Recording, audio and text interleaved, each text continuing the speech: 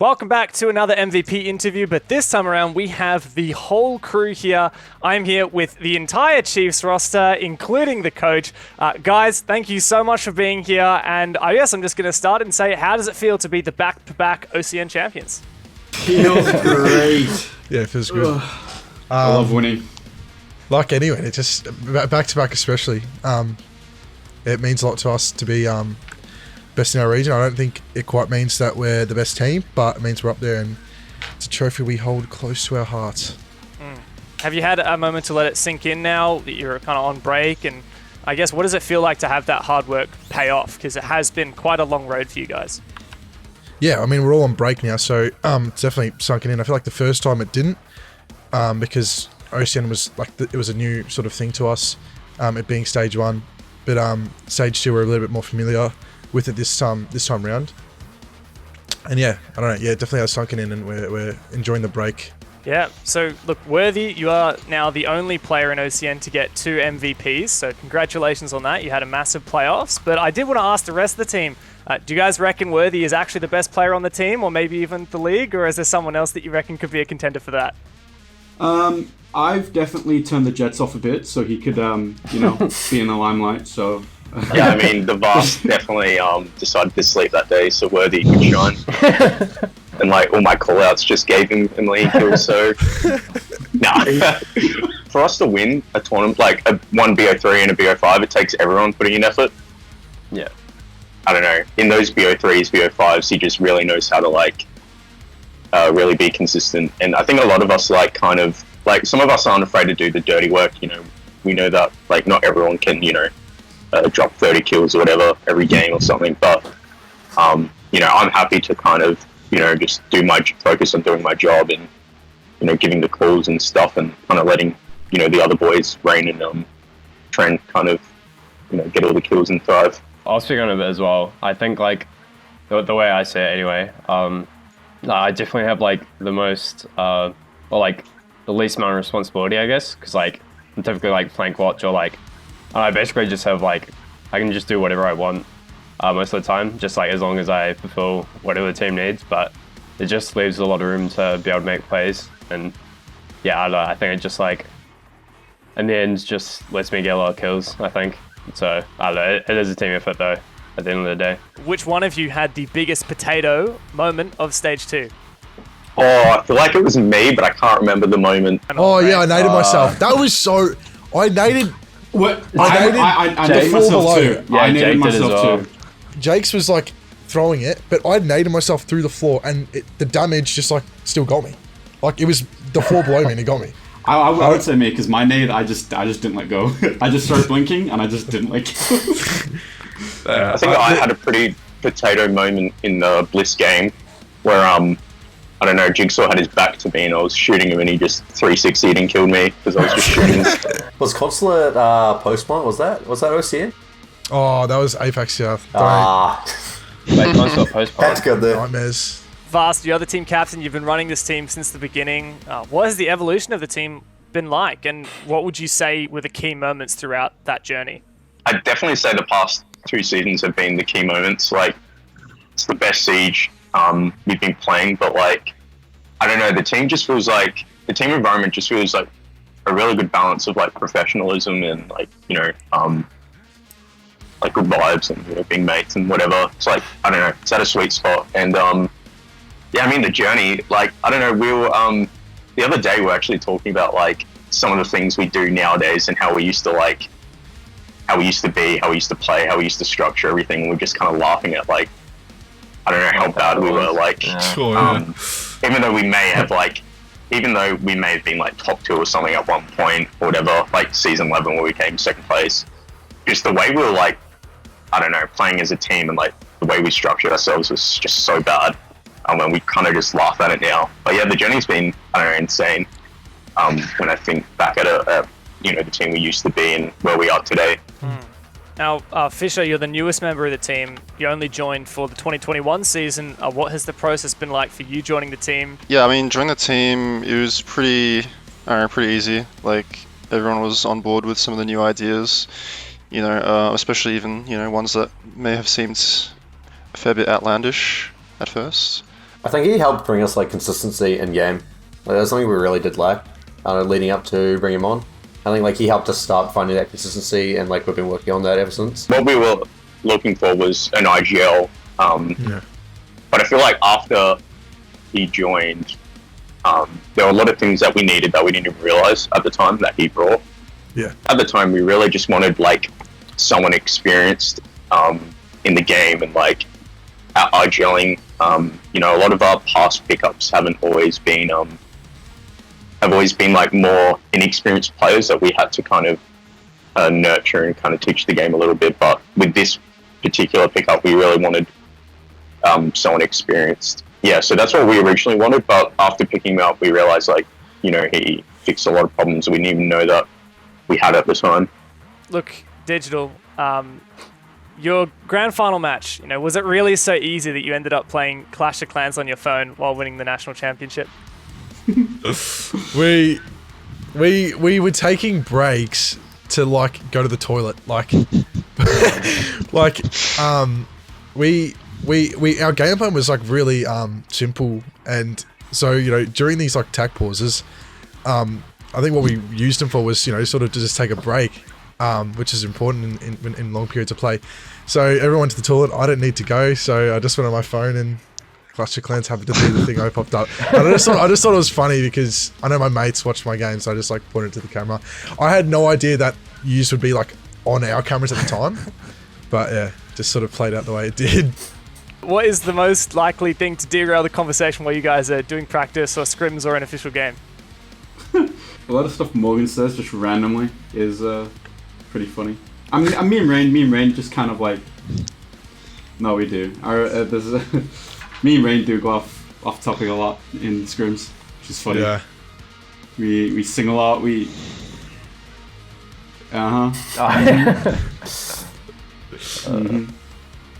Theoretically, this is going on in an infinite amount of universes. I'd always say it. I don't know, there's too many things that could derail. I don't know, it's hard to say one thing that's just... It's just whenever someone gets in the mood of not wanting to concentrate anymore, and it just derails all of us. I feel like, Turtle, you're the guy that just sits there, head in hands, like, oh my god, you know, guys, we just need to practice. Yeah, occasionally, hey. Turtle's one that starts it. Hey, no. Turtle starts it after time. What's your number one team bonding activity? Do you guys have something that you do outside of practice and scrims? Before like comp games, we jump in like a good deal of time before, watch other games, and I feel like that's just bonding in itself. Nothing too, like, you know, like any other sort of niche games. We just sort of play rank together and just talk, I guess, yeah. Usually in the off-season, everyone kind of like has their own things with each other. Like me and Turtle in the off-season, we just love to play Rust. And I'm sure there are some other people here that just like to play other games together as well. So I think we all kind of like have our own kind of like, I guess, bonding times. Yeah. Whatnot. Well, I guess on that note, you know, times are tough at the moment with all these lockdowns. I know that Vast, you're currently quarantining on your return back to South Australia. I know, Turtle, you're about to head back to New Zealand. But what's the first thing that you guys want to go out and do together once finally this all blows over? I really like going out and I'm like doing like little activities, like an escape room, for example, something along the lines of that, or anything like that. Be kind of cool to do as a team. Some like, you know, team bonding experience where it challenges us. I feel like, I don't know, I'm a sucker for activities like that, so that's where I would want to be doing first thing when we're all together, I guess. Some egos clashing, yeah. Yeah. You love to play. me and you, Rain, we would clash. Can't wait to get in the octagon with GodLgn, finally settle on, you know, who's the alpha of this team. He's definitely been saying a lot of things online. Yeah, like, that's another thing. Jake will always go on about he's the alpha, and yeah, look, he does a lot of alpha things. We'll definitely need to sort something when, you know, lockdown's over. For sure. Real alphas don't call themselves alphas. But Jake fails to realise that. I don't say it every day, but I say it when I have to, you know. Get you guys in line. Gets real philosophical. I say when I have to, guys. Yeah. Every escape room tends to have, you know, like the two guys who are really doing it, really into it, the two guys who are like just actively going insane, and the two guys who are just doing nothing. Who do you think would be who in this scenario? Oh, that's a great question. Oh no. Jeez. We did an escape room. Me, Morgan, Iz, and Turtle. did an escape room with Raven, and I feel like I don't know. There was a healthy mix. There was a healthy mix. I feel like we were all the roles you outlined. I feel like we were all that role at one stage within the escape room. Yeah, that's what I was going to say. Like, at first, I was kind of like letting everyone do it, kind of just saves, and then kind of got into it and was solving things. I reckon like I was into it when I sort of had an idea on where to look for, but when I didn't, I was just like being an idiot. Like, so yeah, I don't know. So Knights qualified for the Mexico Major and you beat them. You know, Bliss took down everyone else in OCN and you beat them. What's your take on the current state of Oceanic Rainbow Six teams? How tight actually is the competition at the moment, and how do you think you stack up in that top end? Easy clap. We beat Bliss and Bliss beat everyone, so technically, I don't know, that means we're the best, right? Oh my god. Oh, jeez. No, the Is that gap not, is tight. like, I mean, the logic's, I guess it's that not the technically formula? true. Technically true. Nah, The teams are competitive. There are some good teams. Some are more competitive than others, but I don't know. I don't know what to say without sort of ruffling some feathers. But I feel like last season, not this season, but the season before, was like the tightest. I feel like this season was a little bit different. But no, there are some definitely like even some OCL teams to watch out for. So I don't know. it's definitely been like a bit of a change on, who's on top. Obviously, Bliss have come into form as well. So we're seeing new teams kind of, get up there in the top 4 or top 5, whatever. But we are kind of still seeing us, Order and Knights, still in the playoffs. And we're seeing kind of Bliss and Ruffle now kind of slipping in to the top teams. I think as Order put it quite well about, every team can beat every team. Just depends, who plays best on the day. Especially the best ones. Yeah. It's anyone's game. Yeah, well, you demonstrated what it's like when you get into some best of 3s and best of 5s, that's for sure. Chiefs is one of the rare teams to have a sports psychologist. Michelle, what's the biggest takeaway that each of you have had from her? She's helped dramatically. The team performance, individual performance. I think mainly the team though, like, it's just been the small things that have like kind of added up. The way we mentally prepare for games has been a big one. Like, something she's really implemented with us is not really putting I know Rain's gone on about it a bit in his interviews, but like not putting importance on games. Not sitting there all day thinking like, what if we lose this? What if we win this? What does it mean? It's just like, just playing. I don't know. That's been a big thing. She's done a few other things that have seemed quite small, but have had quite big impacts on our results. She like all the small things you think of that sort of make sense on like the psychological side of Siege. She like sort of cements it and reassures us that is right. And I feel like that then puts confidence in what we're doing. And then it's just sort of, you don't think about it twice sort of thing. Which is what, I don't know, it's good. And also like, yeah, I guess like the best way I always like say is like she just cleaned up everything. And it just makes our job a little bit easier and less things for us to focus on, which is always better. I mean, there's so many times where I've been kind of low in my own confidence and I've just thought, I'm not going to win this fight, or I don't win the fight. And then, the next game, I'm just full of it and I'm just winning everything. Like, and I'm sure Trent can agree to some extent. Like, confidence in this game is like so key. It's actually crazy. No, yeah, I definitely agree. Like, especially, I think Hell does it for me as well. Like, I don't know, it's just like, whenever you are low on confidence, you just talk to them, they just help you out, and I don't know, just gives you a big boost. And when you have lots of confidence, it just feels like you win every gunfight, and I don't know, it just happens, I guess. So yeah, confidence is huge. Can anyone show me something that Michelle has taught you, like some kind of routine or anything like that you guys might have? It might be a bit secretive, I don't know. Yeah. Might be our secret sources. I don't know if we can, Dev. Yeah, might be. I'm so gutted right now.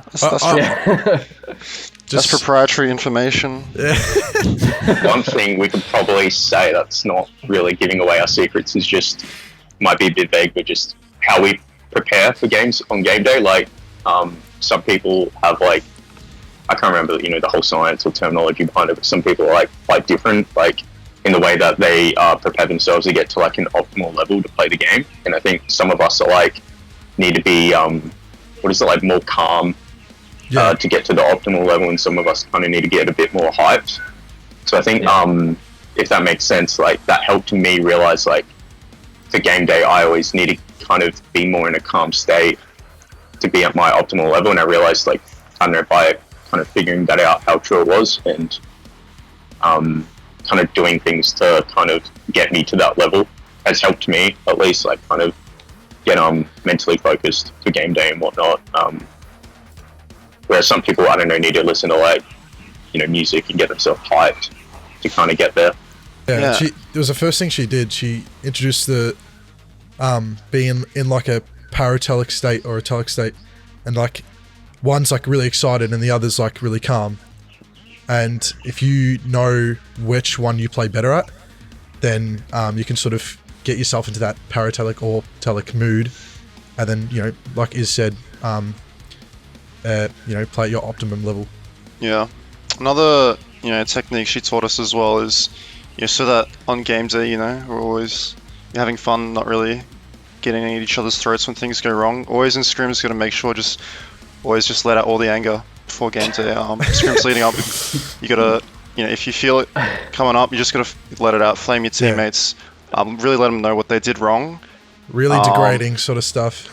Not degrading, just like, just let the anger out, just say what's on your mind so that on game day, you don't really have any, don't have any regrets, no lingering thoughts like that. So it's always fun, scrims leading up to the officials, just able to... Brain's my personal kind of mental boxing bag. I just use kind of... Yep.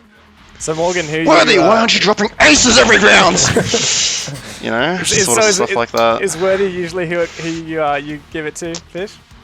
Oh, of course, yeah. No, he's like, a main punching bag. Just, yeah. It's a bit ironic, just me not getting any kills on games, yet me also flaming him the most.